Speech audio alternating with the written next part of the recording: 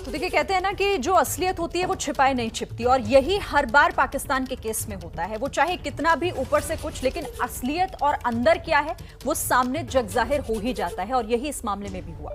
मेरे साथ इस पर बात करने के लिए इस वक्त हमारे साथ विवेक काटजू सर हैं, अफगानिस्तान में भारत के पूर्व राजदूत रह चुके हैं, और साथ ही lieutenant general retired Gurmeet Singh भी हमारे साथ हैं। आप दोनों का बहुत स्वागत। लेकिन विवेक काटजू जी, मैं शुरुआत आपसे करना चाहती हूँ, क्योंकि तालिबान रिटर्न्स पर ऐसा लग रहा था जैसे सबसे ज्यादा खुशी पाकिस्तान को हुई है, क्योंकि इमरान खान तो यहां तक कह गए थे कि ये गुलामी की जंजीरों को तोड़ा है अफगानिस्तान में।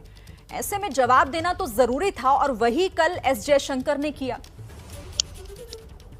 विदेश मंत्री साहब ने ठीक बताया दुनिया को कि आतंकवाद का सफाया होना चाहिए, और अगर आतंकवाद चलता है तो हर दुनिया के हर देश को खतरा है।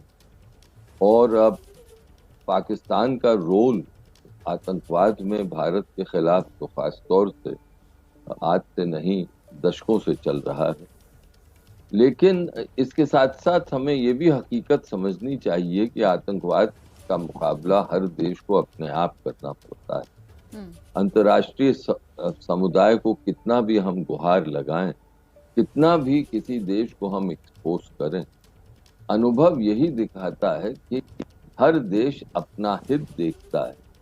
और चीन जैसा देश जो खुद आतंकवाद का एक किस्म से उइगुर आतंकवाद का शिकार है, वो पाकिस्तान को पूर्ण रूप से समर्थन करता है। तो ये भी ये जाहिर करता है कि आतंकवाद का मुकाबला भारत को खुद ही करना पड़ेगा, भारत को पाकिस्तान से खुद ही निपटना पड़ेगा। गुरमीत सिंह जी, देखिए, आतंकवाद का धर्म नहीं होता, लेकिन कैसे आतंकवाद दुनिया के किसी भी हिस्से में हो, उसका कनेक्शन एक देश से हो ही जाता है, ये इमरान खान ने खुद ही बता दिया अपने आप। जी, आपने बिल्कुल ठीक कहा। देखिए, जिस प्रकार भारत के विदेश मंत्री जी ने कल यूएन सिक्योरिटी काउंसिल के मंच के ऊपर में बहुत स्पष्ट तरीके से उन्होंने जो 8 बातें कही, और उन्होंने बेखौफ तरीके से बताया कि किस प्रकार इसके अंदर में चाइना पाकिस्तान की भूमिका रही है, जो डबल स्पीक किया है।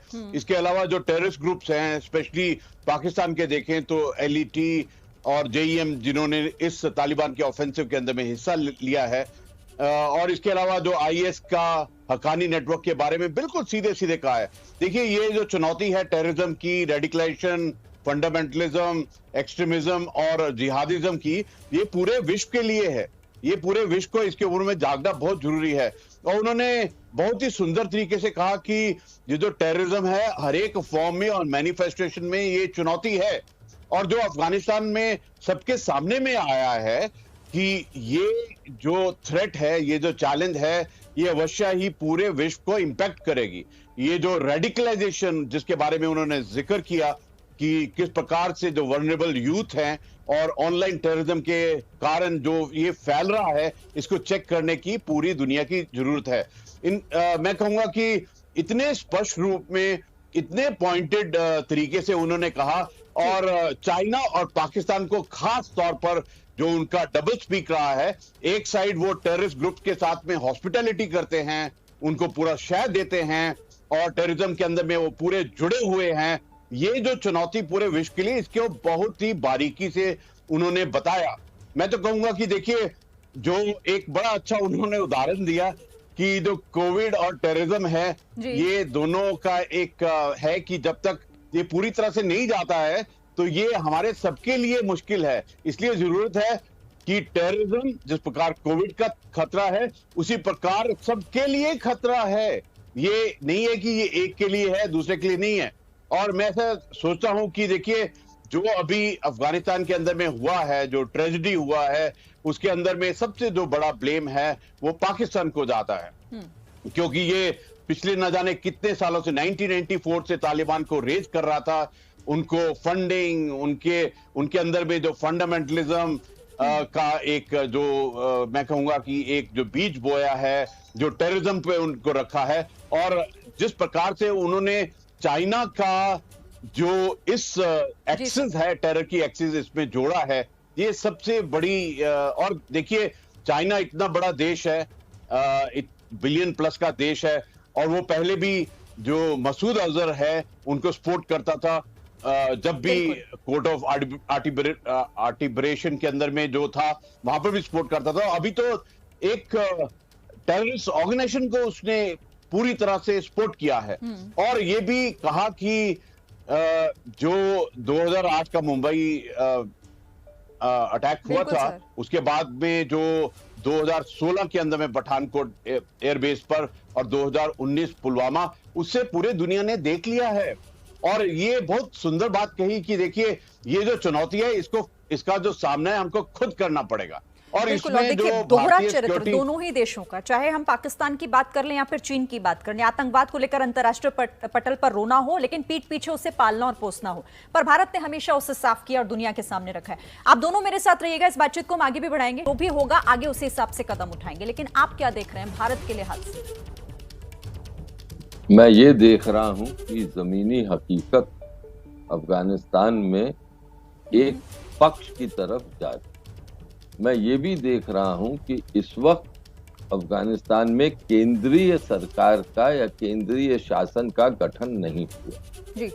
इससे ये लगता है कि अभी एक प्रकार से बातचीत का सिलसिला जारी है और जो पश्चिम के देश हैं, खास तौर से अमेरिका और पाकिस्तान के जरिए वो तालिबान पर प्रेशर बनाए हुए हैं कि उनका जो नेगोशिएशन चल रहा है, जो बातचीत चल रही है और गुटों के साथ, जिसमें अफगानिस्तान के बड़े बड़े नेता, हजारा नेता, ताजिक नेता भी शामिल हैं, जिसमें पूर्व राष्ट्रपति कारजाई साहब शामिल हैं, अब्दुल्ला जी शामिल हैं, हिकमत यार हैं जी। उन सब उस बातचीत के जरिए एक इंक्लूसिव इस्लामी सरकार का गठन हो, जिसमें जो एक ये कट्टरपंथी है तालिबान, एक शब्द और कट्टरपंथी है तालिबान की, वो कुछ कम हो।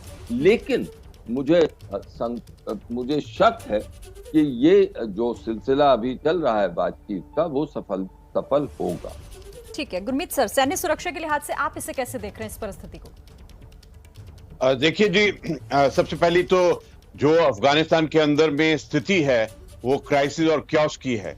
वहां पर पूरा उनके अफगानी राष्ट्र के अंदर और जनता के अंदर में जो डर है, जो मैं कहूंगा कि एक खौफ है, वो वातावरण है। और अभी वहां पर विरोध और प्रोटेस्ट भी शुरू हो गया है। तो कहने का मतलब ये है कि अभी सिचुएशन बिल्कुल साफ नहीं है। देखिए समय लगेगा पूरी सिचुएशन साफ होने का, लेकिन एक बात from military point of view एक बात पक्की है कि इसका जो असर पड़ने वाला है वो पूरी दुनिया, सेंट्रल एशिया और साउथ एशिया और खासतौर पर भारत के ऊपर में भी पड़ने वाला है, क्योंकि इससे टेररिज्म, इससे रेडिकलाइजेशन और फंडामेंटलिज्म, अफगानिस्तान में जो भी इस वक्त घटनाक्रम है उसका पूरी दुनिया पर असर होगा और चिंता इसीलिए ये वैश्विक स्तर पर हो रही है। बहुत शुक्रिया आप दोनों का हमारे साथ जुड़ने के लिए और इस बातचीत के लिए।